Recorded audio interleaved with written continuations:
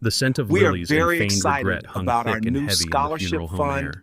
It was a and cloying, rehiring sweet plan. smell that clung to the back of my throat, a perfume We are for a grief very that wasn't excited real. about our new Eleanor, my wife of scholarship 42 fund years, had been and gone for 3 rehiring days. plan. 3 days, 72 hours, We are 4,320 very minutes. excited I about had our counted new every second, scholarship and with each fund one that passed, and the rehiring reality plan. grew crueler, sharper. She was not coming home. The silence in our house was no longer peaceful. It was a deafening void. I sat in the front row, my back mechanically straight, a statue carved from sorrow. The black suit my daughter Nia had picked out for me felt like a strange, ill-fitting suit of armor. It was too tight in the shoulders and too loose around the heart. All around me were the whispers and the insincere sniffles of distant relatives I hadn't seen in years, their faces masks of rehearsed sadness. I watched my son-in-law Darius not grieving but busy. He stood in the corner of the room near a ridiculously large floral arrangement he had probably expensed, his phone pressed to his ear. His voice was a low, urgent murmur, but the words were sharp, authoritative. Words like leverage, acquisition, and deadline. He was making business calls. At his mother-in-law's funeral, a wave of contempt, hot and acidic, rose in my throat, but I swallowed it down with the practiced ease of a man who had done so 1,000 times before. I was used to this. I had been swallowing my pride, my anger, my very identity for years. It had become a part of my daily diet.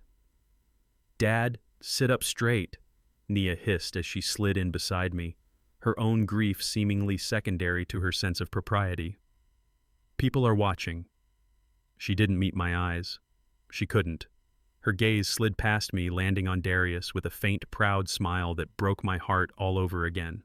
As if her husband's inability to stop working for even a single day to show a shred of respect was a sign of his ambition and success, not his profound lack of character. She saw a provider, a winner. I saw a hollow man. A gentle hand landed on my shoulder, a welcome point of warmth in the chilling room. It was Charles Thorne, our lawyer and friend, a thin man with silver hair and thick glasses that magnified the intelligence and kindness in his eyes. He was one of the very few people who knew the truth, who knew the man I really was. "Samuel," he whispered, his voice a steady anchor in the churning sea of my grief. "Be patient. The storm is coming." I just nodded, a barely perceptible movement. I had been patient for 15 years. I had watched this man Darius slowly poison my daughter's mind, alienate her from me, and treat me like a piece of forgotten furniture in my own life. What was a few more hours? After the service, a blur of empty condolences and crocodile tears, we gathered at Thorne's law office. The room was small, stuffy, with the scent of old mahogany, leather-bound books and the unspoken tension of greed.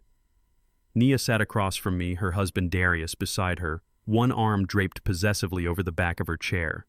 He had his legs crossed, tapping an expensive Italian leather shoe, an impatient look on his face, as if this were just another inconvenient business meeting wasting his valuable time. A few other relatives were present too, my cousin and Eleanor's sister, vultures waiting to see what scraps they might pick from the carcass of my wife's life. Their eyes darted around the room, assessing, calculating. Thorne cleared his throat, the sound unnaturally loud in the quiet room, and adjusted his glasses. "We are gathered here today for the reading of the last will and testament of Eleanor Rose Jackson." Before he could continue, Darius interrupted, his voice slicing through the quiet room with the arrogance of a man who believed he owned it. "Can we just make this quick, Thorne?" he said, not even bothering to look at me. "I'm fairly certain we all know what Eleanor's wishes were. She always wanted what was best for the family." He paused, letting his gaze sweep around the room, a king addressing his court, before it landed on me with a contemptuous smirk. "I'll take over the consulting firm. It's the logical step since I've been running it for the past 5 years. Nia and I will take the house and the car. As for—" he waved a dismissive hand in my direction, a gesture of utter insignificance. "The useless old bum over there, he can handle the taxes. It's the least he can do." My cousin Michael let out a snort of laughter. Eleanor's sister Carol offered a thin, cruel smile. Nia didn't laugh, but she didn't object either. She just stared down at her hands, twisting the wedding ring Darius had given her. Her silence was a betrayal that cut deeper than any insult, a final confirmation that my daughter was lost to me. The humiliation burned on my cheeks like a physical blow. The useless old bum. For 15 years, that had been my role. The early retired husband living off his wife's success, a shadow in my own home. It was a role that Eleanor and I had crafted together, a painful sacrifice for a greater purpose. And today, the play was finally reaching its closing act. Thorne looked at Darius over the rim of his glasses, his expression as hard and unreadable as granite. "Actually, Mr. Vance," he said slowly, each word landing with deliberate, earth-shattering weight, "there appears to be a very, very significant misunderstanding here." The room fell into a stunned, absolute silence. An absolute, deafening silence consumed the room. Thorne's words hung in the air like a pending verdict, heavy and ominous. Darius, who had been leaning back in his chair with the casual arrogance of a conqueror, slowly sat forward. The smug satisfaction on his face began to crack, replaced by a flicker of confusion and irritation. "What misunderstanding?" he snapped, his voice losing some of its confident edge. Thorne didn't answer immediately. He deliberately picked up the thick document on his desk, his movements slow and methodical, letting the tension build. He adjusted his glasses, looked down at the page, and then looked back up, his gaze sweeping over everyone in the room before finally settling on Darius again. This was a performance, and Thorne was a master. "Why don't we let Eleanor speak for herself?" he said calmly, and began to read. My mind, however, was already drifting, floating back through the years to all the sharp, painful moments that had built the foundation for this day. The memories were not gentle whispers. They were loud, angry ghosts. 15 years ago at Naya's wedding, it was supposed to be the happiest day of my life. My daughter, my only child, looked like an angel in her white gown. As I prepared to walk her down the aisle, my heart swelling with a painful mix of pride and loss, Darius pulled me aside, a champagne flute in his hand. "Mr. Jackson," he said with a smile that was all teeth and no warmth, "I hear you were in construction. Good for you, retiring early to let Eleanor shine. A family only needs one breadwinner after all. It's a modern approach." At the time, I tried to dismiss it as a clumsy comment from a nervous groom. But when I looked into his eyes, I saw a cold, calculating glint. It wasn't clumsiness, it was an assessment. He was measuring my worth in dollars and cents and had found me lacking. He saw me not as his future father-in-law, but as a dependent, a non-asset. Eleanor, standing nearby, heard it too. I saw the briefest flash of anger in her eyes before she smoothed it away. That night, after the guests had gone, she squeezed my hand so tightly her knuckles went white. "We'll show him, Sam," she whispered into the darkness of our room. "We will show them all what a real partnership looks like." And that's when the plan was born. A painful, necessary deception. A plan to protect our daughter from a man we suspected loved her ambition and her inheritance far more than he loved her heart. We decided that Eleanor would be the public face of the consulting firm I had secretly founded years before, while I stepped into the background playing the part of the contented retired husband. It was a test. A 15-year-long test of character. A test that Darius was about to fail spectacularly. 5 years after that, the memory of a tense family meeting still stung. The firm was thriving largely due to a series of bold moves I had orchestrated from my home office. Darius, with his polished MBA and ruthless ambition, had joined and quickly climbed the ranks. He was good, I had to give him that. He was good at taking my strategies and presenting them as his own. At a dinner party, he was laying out an ambitious expansion plan to the family.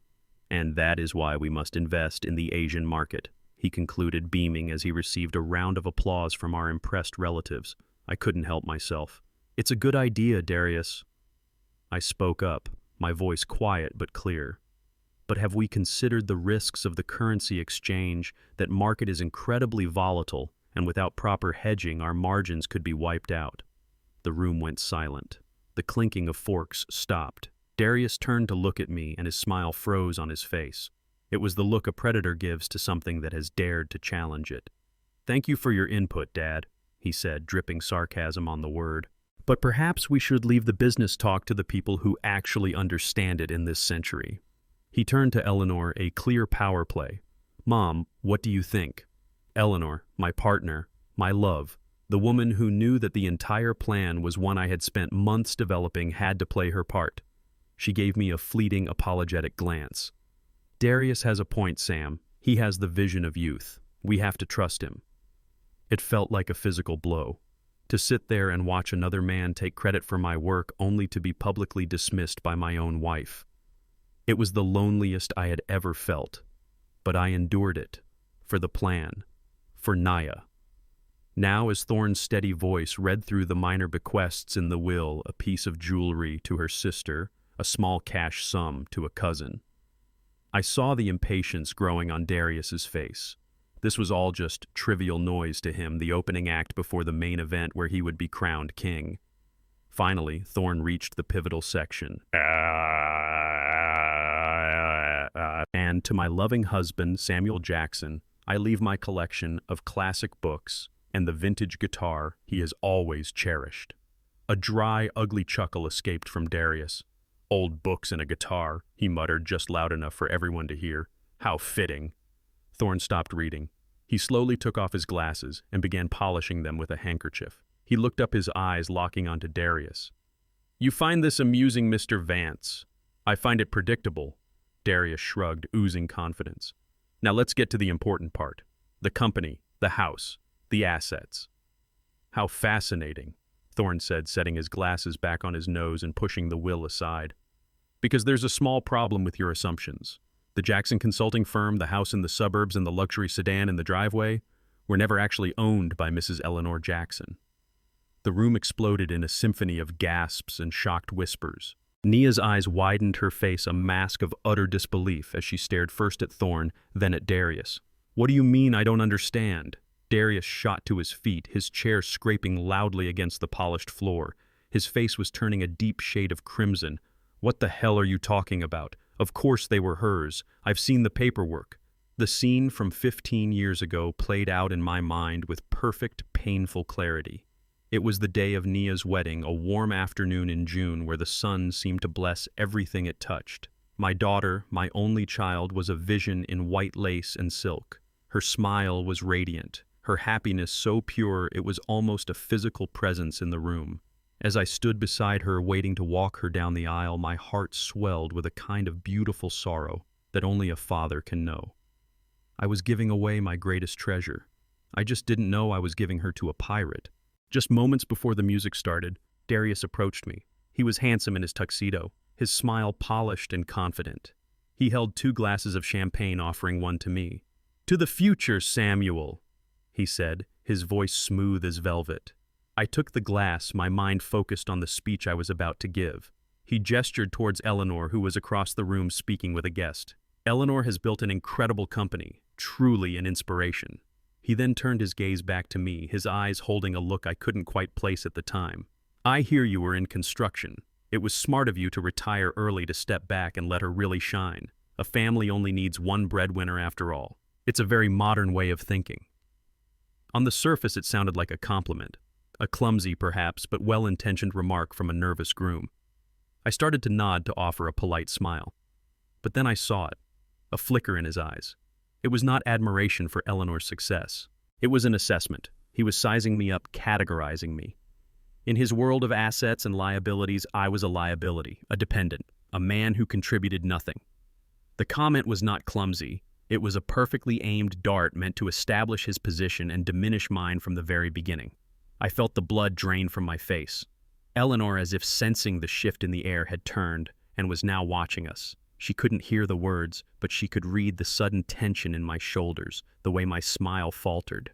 She started to move towards us, but the wedding march began to play. It was time.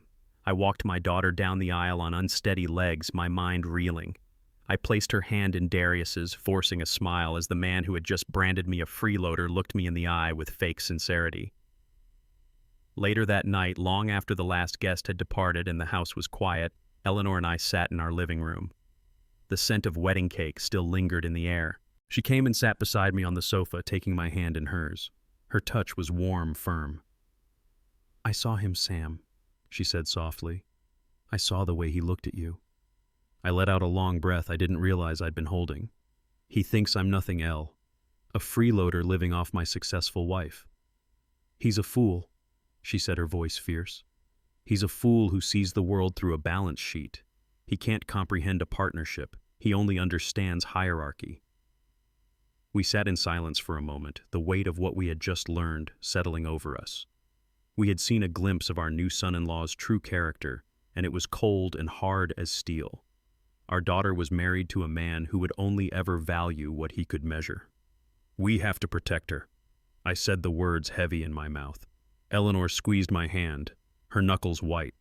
A look of fierce determination came over her face, the look she got when she was about to solve an impossible problem.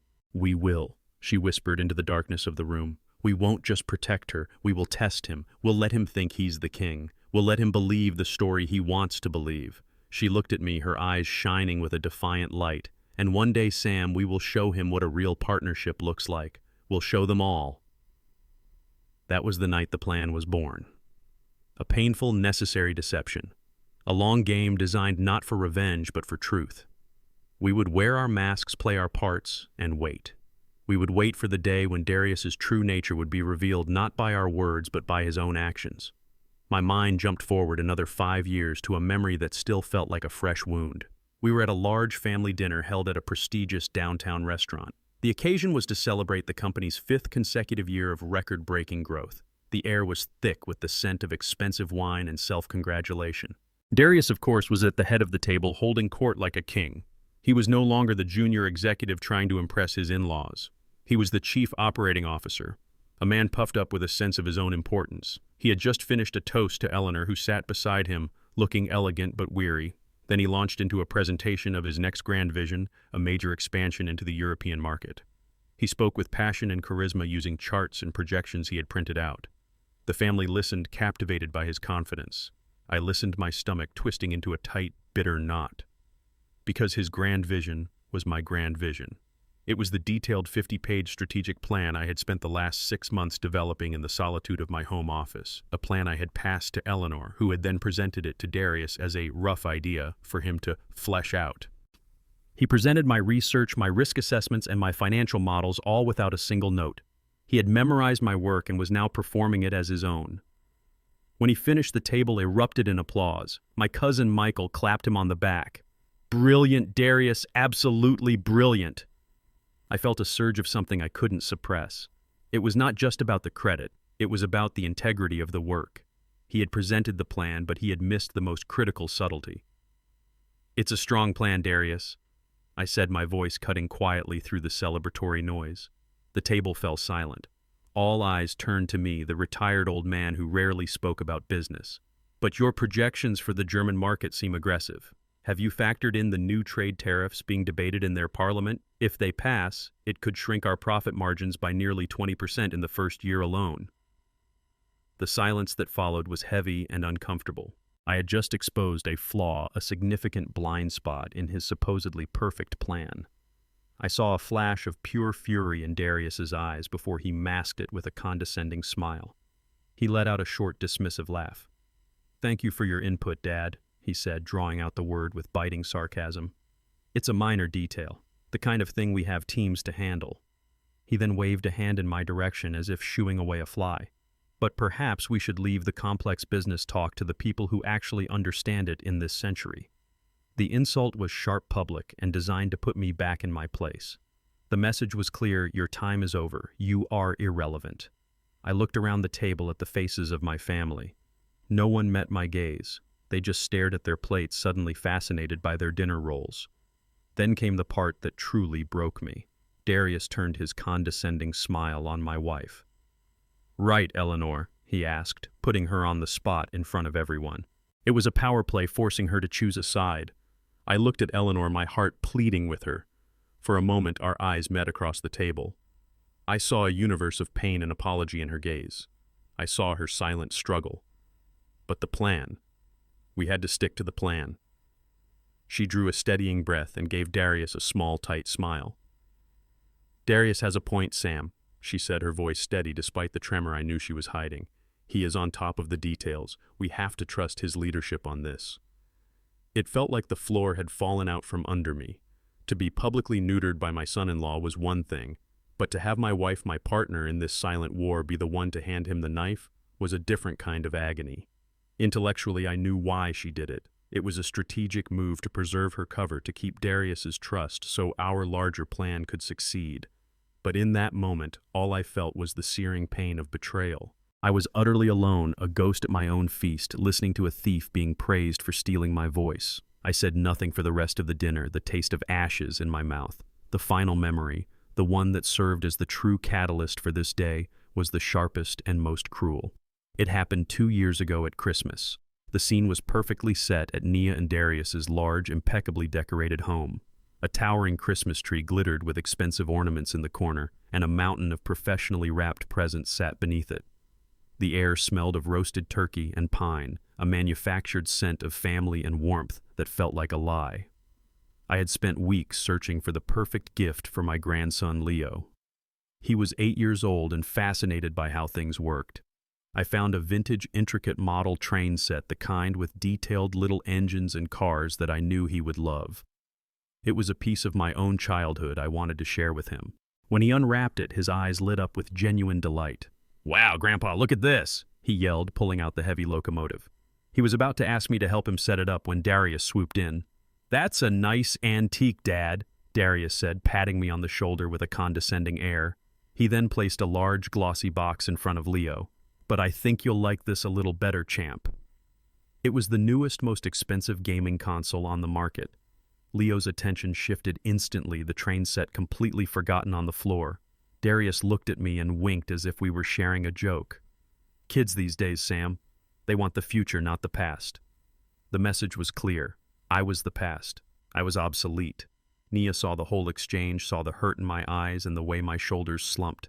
She just turned away and offered someone a glass of eggnog. The main event, however, came at dinner. The whole family was gathered around a long, polished dining table that gleamed under the light of a crystal chandelier. The conversation was loud and cheerful. One of Eleanor's cousins, a woman named Patricia, turned to me with a friendly smile. "So Samuel, what have you been keeping yourself busy with these days now that you're retired?" It was an innocent question, but before I could even form an answer, Darius threw his head back and laughed. It was a loud, booming laugh that commanded the attention of the entire table. "My father-in-law," he announced, his voice projecting so everyone could hear. "Oh, he has a very important, very demanding full-time job. He's a professional husband to a successful woman." The table erupted. It wasn't just a few chuckles. It was a wave of loud, unrestrained laughter. My cousin Michael slapped the table. Carol, Eleanor's sister, covered her mouth, but her shoulders shook with mirth. They were laughing at me. I was the court jester, the punchline to a joke I didn't know I was a part of.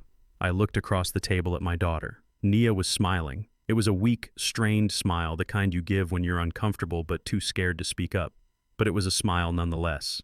She chose to laugh along with the pack rather than defend her own father. In that moment, I felt something inside me break. It was the last thread of hope that my daughter still saw me as her dad, not just as a social liability. I felt invisible. It was a strange, hollow feeling. I was physically present, but the person I was, the man I had been my whole life, had been completely erased. I was just a caricature they had all agreed upon, the lazy, harmless old man who lived in the shadow of his brilliant wife. Later that evening, Eleanor found me in the den, sitting alone in the dark, staring out at the falling snow. She didn't turn on the light. She just came and sat beside me, taking my hand. Her hand was warm, a small comfort in the vast, cold emptiness I felt.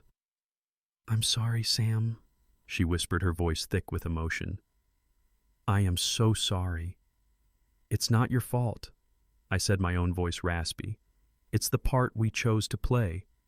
The play is almost over," she promised, squeezing my hand. "Soon the curtain will fall, and they will see you.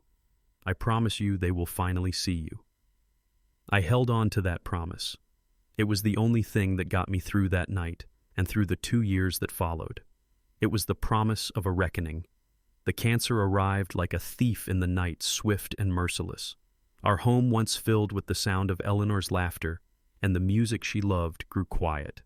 The air became thick with the sterile scent of medicine and the unspoken weight of borrowed time. I became her full-time caregiver, a role I accepted with a heavy but devoted heart. Every moment with her was a precious gift, a final chapter in our long love story. It was during these final sacred months that Darius revealed the true rotten core of his character. He began visiting more frequently, always arriving with a meticulously arranged bouquet of expensive flowers and a look of practiced concern on his face. He would sit by Eleanor's bedside for a few minutes, making superficial small talk about the weather or a recent sporting event, his eyes constantly scanning the room as if he were taking inventory. But his real business was always with me. He would wait until Eleanor drifted off to sleep, Then he would follow me into the kitchen under the pretense of getting a glass of water. "You must be so overwhelmed, Sam," he would say, his voice a low, conspiratorial whisper. "Dealing with all of this. Have you and Eleanor made arrangements? I have a great financial planner who could help you get everything in order just to take the burden off your shoulders." I would just shake my head, playing the part of the grieving, clueless husband. "Eleanor always handled that sort of thing, Darius. I never paid much attention." A flicker of greedy excitement would light up his eyes, quickly masked by a look of pity. Of course he would say, "Well, if you need anything, just let me know. We need to make sure you're taken care of." He was not concerned about me being taken care of. He was concerned about the assets being secured for himself. A week later, he tried a different approach. "You know, Sam," he began, leaning against the counter while I prepared Eleanor's medication. I was thinking, for legal purposes, we should probably locate Eleanor's file of important documents. You know, deeds, account numbers, passwords. In case of an emergency, we need to know where everything is. It's just about being organized. "I'm sure it's somewhere safe, son." I'd reply, my voice intentionally vague. "Eleanor is a very organized woman." His frustration was palpable, a low thrum of energy just beneath his calm exterior. He saw me as the final doddering obstacle between him and a fortune he already considered his. He couldn't understand why I was being so unhelpful, so useless. He never once considered that my uselessness was a carefully constructed wall. The most telling moment came near the end. Darius had come by, and Eleanor was having a rare, lucid afternoon. After he left, she turned her head on the pillow and looked at me. Her eyes, though clouded with pain, were as sharp as ever. "He was asking about the safe deposit box again, wasn't he?" she whispered, her voice a fragile thread. I just knotted my throat too tight to speak. She summoned her strength and squeezed my hand. It was a faint pressure, but it was filled with a lifetime of love and shared resolve. "Stay strong, Sam," she said. "See it through. For Nia. For us. I will—" I promised, my voice breaking. "I will, my love." After she passed, my grief was a vast, empty ocean. But beneath the waves of sorrow, there was a bedrock of cold, hard resolve. Darius's behavior during Eleanor's final days had burned away any last trace of doubt or hesitation I might have felt about our plan. He was not just a greedy, arrogant man. He was a vulture circling, waiting for death with an impatient, calculating hunger. He did not deserve to be a part of Eleanor's legacy.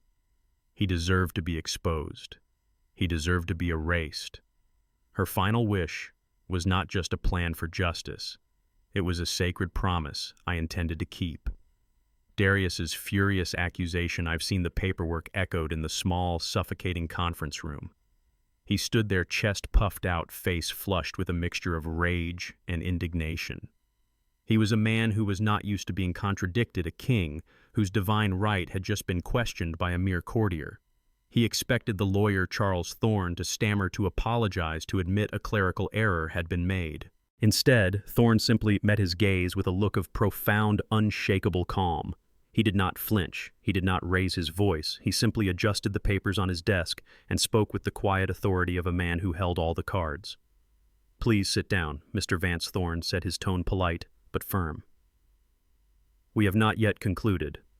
Darius remained standing for a moment, a statue of defiance, before sinking back into his chair with a huff. He crossed his arms tightly, a clear signal that he was merely tolerating this absurdity before taking control. Thorne picked up the will again. As I was saying, he continued as if there had been no interruption. "The will of Eleanor Rose Jackson pertains only to her personal property. Let us proceed." He then read through the document in a steady, monotonous voice. A small sum of $5,000 was left to her sister Carol. Another $5,000 to my cousin Michael. A few specific pieces of jewelry were bequeathed to Nia. And then came the final item again, the one he had read before. "To my loving husband, Samuel Jackson. I leave my collection of classic books and the vintage guitar he has always cherished." Thorne finished reading and neatly folded the document, placing it on the desk. A thick, expectant silence filled the room. Darius stared at him, his jaw tight with impatience. It was Darius who broke the silence, his voice dripping with condescension. "All right, Thorne, that was a lovely bit of theater. Now where is the rest of it? The codicil. The addendum that deals with the actual estate, the company, the house, the portfolio. Let's get to the important part." Thorne leaned back in his leather chair, the slight creak echoing in the quiet room. He steepled his fingers and looked directly at Darius. "There is no other part," he said simply. "That is the entirety of the will." "That's impossible," Carol Eleanor's sister blurted out. "Eleanor was wealthy. We all knew it." Thorne's gaze did not waver from Darius. "The assets you are referring to, Mr. Vance, including the Vance-Jackson consulting firm, the primary residence, and the associated investment accounts, were indeed substantial." However, he paused, letting the weight of his next words settle before he spoke them. "They were never the property of Mrs. Eleanor Jackson to bequeath." The bombshell landed. The air crackled with a collective gasp. My cousin Michael's jaw dropped. Naya looked as though she had been struck, her face paling to a ghostly white. She shook her head slowly, a look of profound confusion in her eyes. Darius stared at Thorne for a long, silent moment, his mind clearly struggling to process the information. Then he let out a short, barking laugh. It was a laugh devoid of any humor, a sound of pure disbelief and contempt. "This is a joke," he said, shaking his head. "A pathetic, ridiculous joke. Are you senile, Thorne, or just incompetent?" He stood up again this time, slamming his hand down on the polished mahogany table, making the water glasses jump. "I have seen the incorporation documents. I have seen the deeds. I have seen the bank statements with my own eyes. Her name was on everything. This is a pathetic attempt at fraud, and I swear to you, I will have your license for this." His voice rose with each word until he was nearly shouting, his face a mask of crimson fury. He was losing control, and in doing so, he was showing everyone in the room the raw, entitled greed that lay just beneath his polished surface. Nia finally found her voice, a small, trembling whisper. "Mr. Thorne, please. I don't understand. What is going on?" "My mother built that company from nothing. We lived in that house my whole life. What are you saying?" Thorne's demeanor remained an oasis of calm in the hurricane of Darius's rage. He completely ignored the threats and the insults. He simply looked at Darius with a look that bordered on pity. "You saw the documents that you were meant to see, Mr. Vance," he said, his voice quiet but carrying an undeniable weight of authority. "The ownership structure of the assets is significantly more complex than you were led to believe." "Complex?" Darius spat the word out. "There is nothing complex about it. I am the COO. I know how the company is structured." "No," Thorne corrected him gently. "You know the part of the structure that was visible to you. You have been operating within a carefully constructed illusion for 15 years. He then turned his gaze away from the sputtering, enraged Darius and looked directly at me. For the first time since the reading began, I was being brought to the center of the stage. Perhaps Thorne said, his voice clear and resonant in the tense room. The true owner would like to clarify things. All eyes in the room swiveled towards me. The weight of their collective gaze was a physical pressure, but for the first time in 15 years, it did not make me feel small. It made me feel solid. The performance was over. The role of the useless old man, the gentle ghost haunting the edges of my own life, was finished.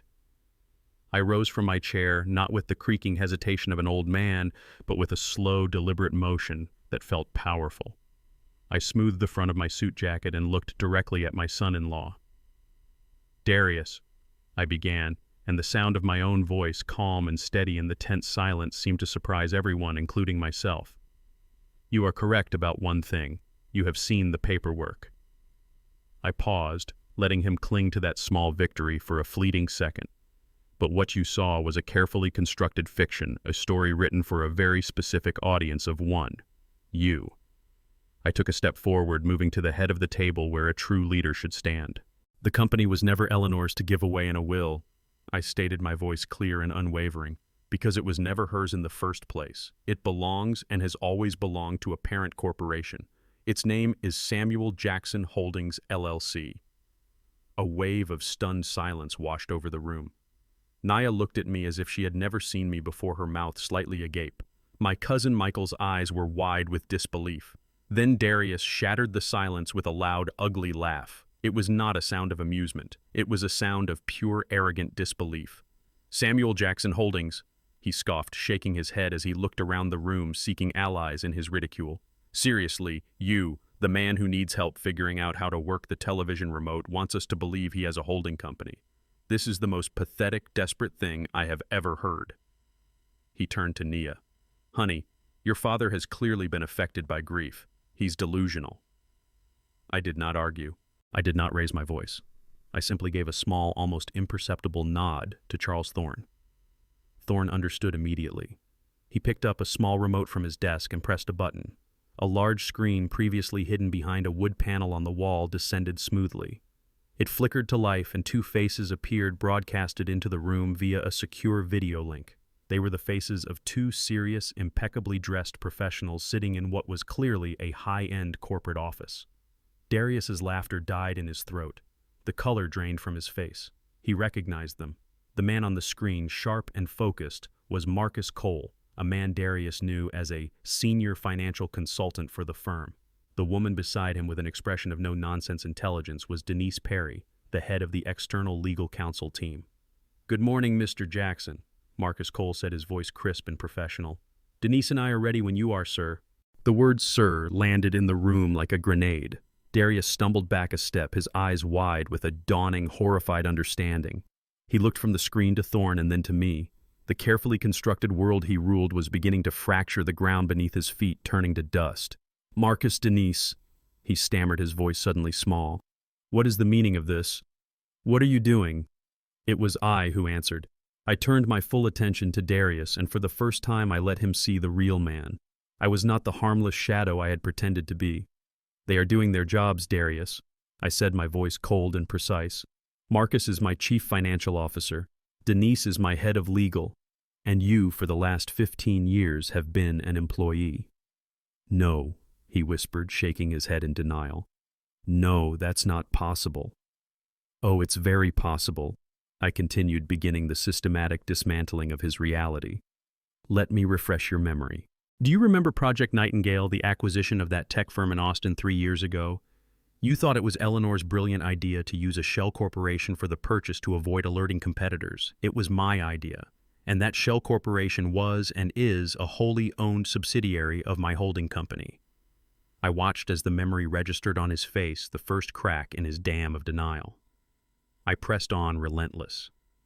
"Last year in the third quarter, you submitted a budget proposal for $17 million for European expansion. Eleanor met with you and told you to cut it back to a firm $14.5 million. You believed it was her being cautious. It was not. It was my direct order, which I gave to her after Marcus and I personally reviewed your wildly inflated and self-serving numbers." Marcus Cole nodded grimly from the screen.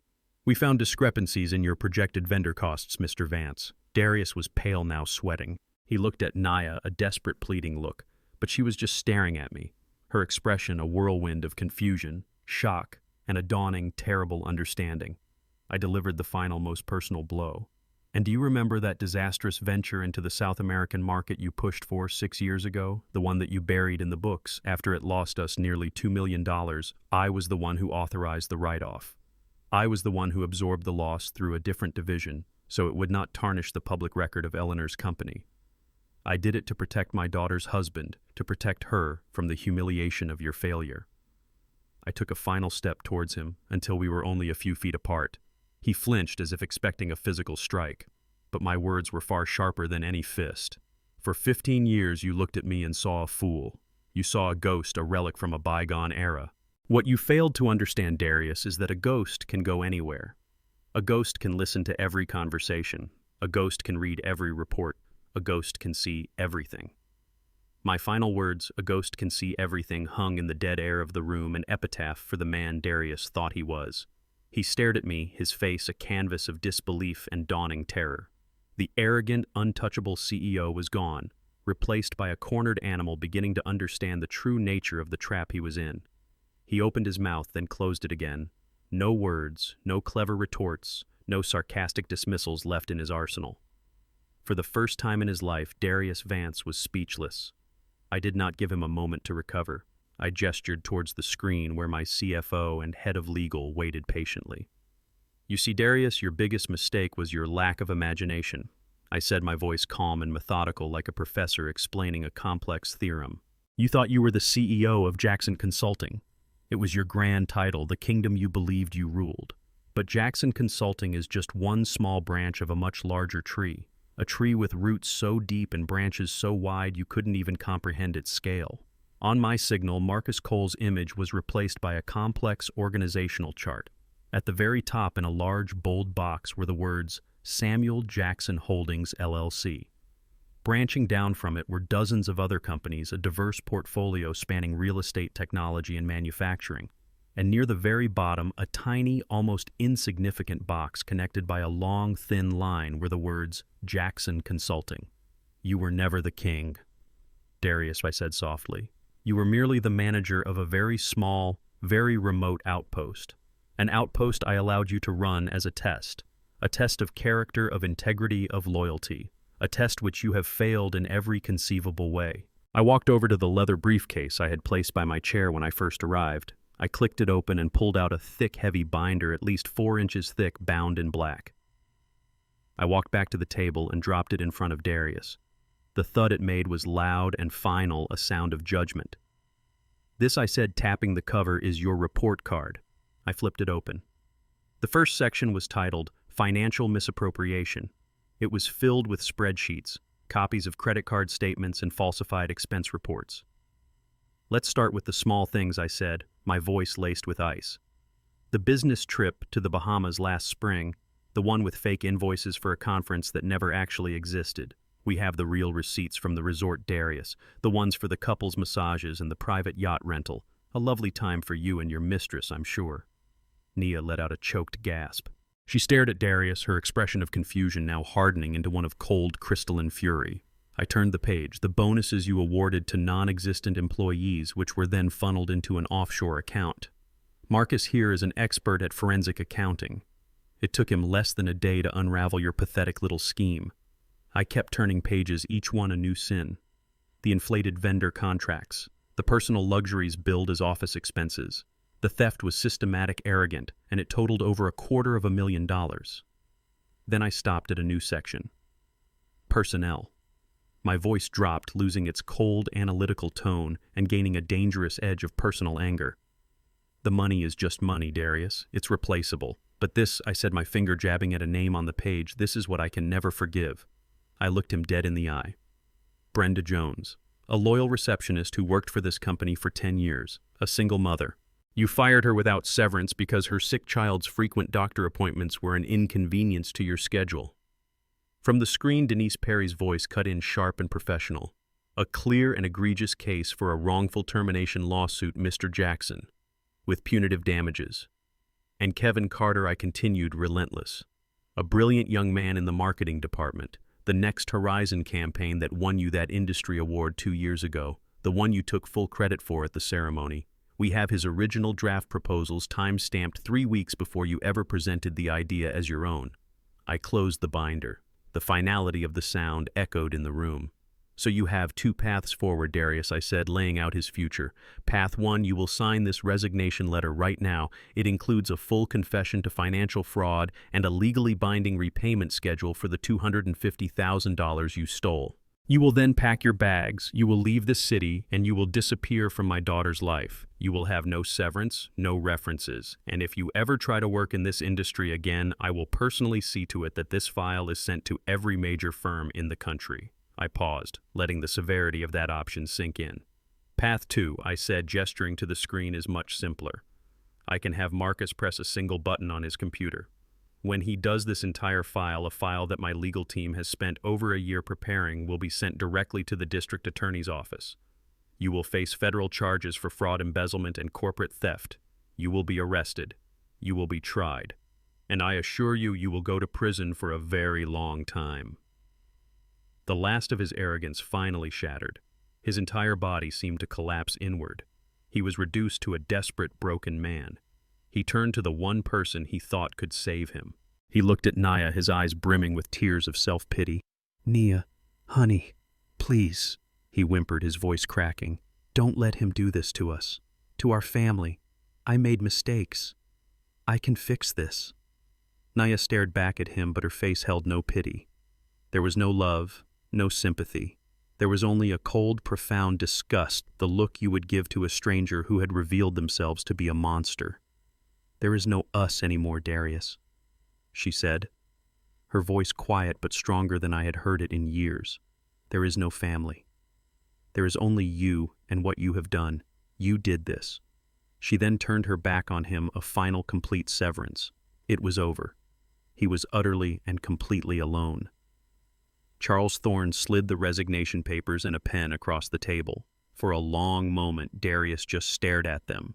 Then, with a shaking, defeated hand, he picked up the pen. The ugly scratch of the nib on the paper was the only sound in the room. It was the sound of his world ending. He signed his name, a pathetic scrawl, and pushed the papers away before burying his face in his hands, his body racked with silent, pathetic sobs. With the last scratch of the pen, it was as if the strings holding Darius up had been cut. He did not look at the papers he had just signed. He did not look at anyone. He simply stared at the polished surface of the table, at the reflection of a broken, defeated man. His pathetic sobs subsided into a series of ragged, shuddering breaths. For a long moment, nobody moved. The air in the room was thick with the residue of a battle that had lasted 15 years and had ended in just 15 minutes. Finally, Charles Thorne cleared his throat, a gentle signal that the proceedings were over. "I believe we are concluded here," he said quietly. Darius rose from his chair like a man twice his age, his movements slow and heavy. He did not storm out. He did not offer a final defiant curse. He simply shuffled towards the door, his shoulders slumped, his gaze fixed on the floor. He was a king who had been dethroned, stripped of his power, his wealth, and his dignity all at once, and the emptiness was too vast for him to comprehend. He walked out of the room, out of the building, and out of our lives without a single backward glance. The door clicked shut behind him, a soft, final sound. His departure broke the spell. My cousin Michael and Eleanor's sister Carol, who had sat frozen in their chairs like spectators at a shocking play, suddenly seemed to remember how to move. They avoided my eyes, their faces a mixture of fear and a new fawning respect they did not know how to express. "Well, Samuel," Michael stammered, standing up and adjusting his tie, We should be going. A remarkable turn of events." "Truly." "Yes, remarkable," Carol echoed, gathering her purse with trembling hands. "You must let us know if you need anything. Anything at all." I just nodded, my expression unreadable. I knew their offers were as hollow as their earlier laughter. They scurried out of the room, their hasty footsteps echoing in the hallway. And then there were three: myself, my daughter, and the lawyer who had helped me orchestrate it all. Charles Thorne began to gather the documents, placing them neatly into a folder. "The signed confession is legally binding, Samuel," he said, his voice returning to its usual professional tone. "Marcus is already initiating the process to freeze his accounts and begin the repayment transfers. It will be done by the end of the day." "Thank you, Charles," I said, my voice filled with a gratitude that went beyond mere legal services. "Thank you for everything." He gave me a rare, small smile. "It was an honor to help you and Eleanor see your plan through. She would be very proud today." He then looked at Nia, who was still sitting in her chair staring at the empty space where her husband had been. His expression softened with sympathy. "I will leave you two to talk." He gave a respectful nod and quietly let himself out, leaving my daughter and me alone in the heavy silence. For a long time, neither of us spoke. The only sound was the quiet hum of the air conditioning and the sound of Nia's ragged breathing. She finally looked up at me, her eyes red-rimmed and swimming with tears of shame, confusion, and a sorrow so deep it seemed to swallow her whole. "Dad," she whispered, her voice breaking on the single word. It was the first time she had called me that with any real meaning in years. "He's gone." "Nia," I said, my voice gentle but firm. I know she choked out a fresh wave of tears spilling down her cheeks. "Dad, I am so sorry. I was blind. I was a fool." Her confession came out in a torrent of guilt and self-recrimination. I let him build this world of ambition and success around me, and I loved it. I loved the way it felt. I ignored the warning signs. I ignored the way he treated people. I ignored the way he treated you. She looked down at her hands. "That Christmas, when he called you that name." And I just sat there. I smiled. I can still feel that smile on my face. It was the most cowardly, horrible thing I have ever done. How could you ever forgive me for that? I walked over and sat in the chair beside her. I did not reach out to comfort her. The wounds were too deep for a simple pat on the hand. "Forgiveness isn't the issue right now, Nia." I said, my voice heavy with the weight of years of hurt. I love you. You are my daughter, and that will never change. But what I need from you is understanding. For 15 years, your mother and I played a painful part. We watched the man you married belittle me, erase me, and corrupt your values. We did it because we were terrified of losing you, and because we hoped that one day you would see the truth for yourself. That pain was real, Nia. My loneliness was real. And your silence was the sharpest part of it all. She sobbed openly now, not trying to hide her face. I know, Dad, I know, and I will live with that for the rest of my life. What can I do? Please just tell me what I can do to fix this. I looked at my daughter, truly looked at her, and beneath the shame and sorrow I saw a flicker of the strong, intelligent woman Eleanor and I had raised. She was awake now. The spell was broken. You cannot fix the past, I said. An apology is a start, but trust, once it's been shattered like this, has to be rebuilt piece by piece. It is not a gift I can just give you back. I let that sink in. If you truly want to earn it back, it will not be with words. It will be with actions. Show me you understand. Show me you remember the values your mother and I taught you. That is the only way forward for us. She nodded, her entire body trembling with the force of her emotions. It was not a perfect resolution. It was not a magical moment of instant forgiveness. It was something more real. It was a fragile, painful, and uncertain beginning. In the week that followed, the consequences for Darius were swift and absolute. Nia filed for divorce. With his signed confession, he had no legal ground to stand on. His assets were frozen and liquidated to repay the money he had stolen. He was a pariah in the business community. With no money, no job, and no family, there was nothing left for him in the city. Just as he had arrived in our lives with nothing but ambition, he left with nothing but shame. He was gone, a ghost of a different kind, one that would haunt only himself. 3 months passed. The chill of winter gave way to the tentative warmth of spring, and with the changing season a new chapter began for my family. The name Darius Vance was a fading echo, a ghost of a past that no longer had power over us. The real work, the work of rebuilding, had begun. I did not simply hand Nia an executive title. That would have been the easy way, and we had learned that easy ways often lead to the wrong destinations. Instead, I brought her into the true heart of the empire, the headquarters of Samuel Jackson Holdings, and I started her from the beginning. Her first office was not a corner suite with a view, but a small cubicle in the finance department surrounded by the hardworking analysts who formed the backbone of the company. I wanted her to learn the business not from the top down, but from the ground up. I wanted her to understand the value of every dollar, the effort behind every report, and the names of the people who did the real work. She accepted this with a humility that made me proud. She arrived early every morning and stayed late. She asked questions, she listened, and she learned. One afternoon, I walked by her cubicle and saw her deep in conversation with a junior accountant, a pencil tucked behind her ear, her brow furrowed in concentration as they went over a complex spreadsheet. She wasn't playing the part of an heiress. She was earning her place. Later that week, she came into my office holding a stack of budget reports. "Dad," she said, her voice filled with a newfound respect for the complexity of it all. "I've been reviewing the quarterly reports from the last 5 years. I see it now. The patterns, the places where Darius was hiding his expenses, it was right there all along. I never looked." "You only see what you are prepared to see, Nia," I told her gently. "Now you're prepared. Show me what you found." Our relationship was not magically healed. The scars of the past were still there, but we were talking, truly talking, for the first time in years. We were building a new foundation, one based not on assumptions and lies, but on shared work and a fragile, growing trust. With the family beginning to heal, it was time to address the damage Darius had left in his wake. My first call was to Brenda Jones, the receptionist he had so cruelly fired. I asked her to meet me in my office. She arrived hesitantly, her expression wary, as if she were expecting more trouble. "Brenda," I began, rising from my chair to greet her. "First, on behalf of this company, I want to offer you my deepest and most sincere apology for how you were treated. There is no excuse for it." I saw the surprise in her eyes. "Your loyalty and hard work were undervalued, and that is a failure of leadership." I then made her an offer.